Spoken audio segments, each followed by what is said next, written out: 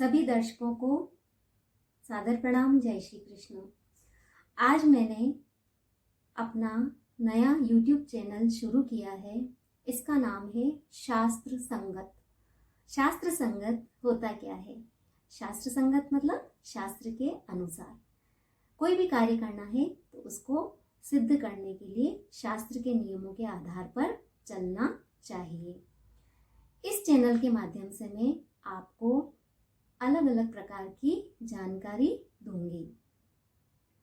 आज मैं आपको एक विशेष जानकारी दूंगी और वह है प्रजातीर्थ। प्रजातीर्थ क्या होता है, इस बारे में आपको एक महत्वपूर्ण जानकारी प्रदान करूंगी। प्रजातीर्थ का उल्लेख श्रीमद् भागवत के प्रथम स्कंद के 12वें अध्याय में किया गया है। प्रजातीर्थ क्या होता है?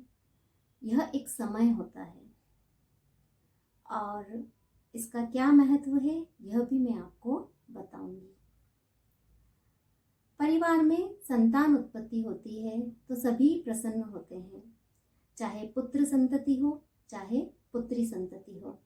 परिवार में प्रसन्नता का माहौल छा जाता है, सभी खुश होते हैं। ऐसे ही खुश होकर परिवार के व्यक्ति अलग अलग प्रकार की दान देते हैं।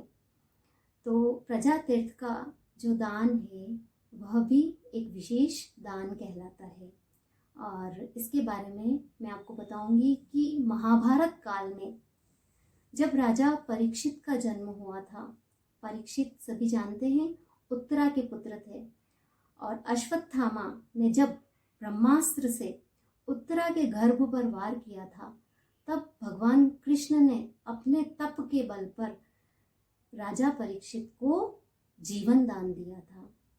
तो पांडुकुल में राजा परीक्षित का जन्म हुआ तो युधिष्ठिर बड़े प्रसन्न हुए।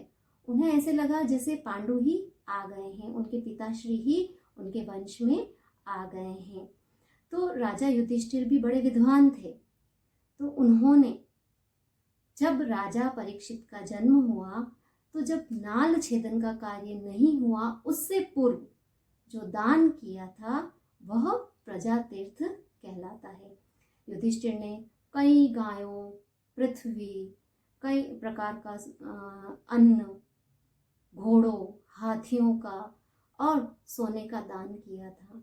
और इस दान का भी बड़ा महत्व है क्योंकि प्रजातीर्थ काल अर्थात जब माँ और बच्चे एक दूसरे से जुड़े हुए होते हैं, उनकी नाल का छेदन नहीं किया जाता है, उससे पूर्व में जो दान किया जाता है वह प्रजातीर्थ काल कहलाता है।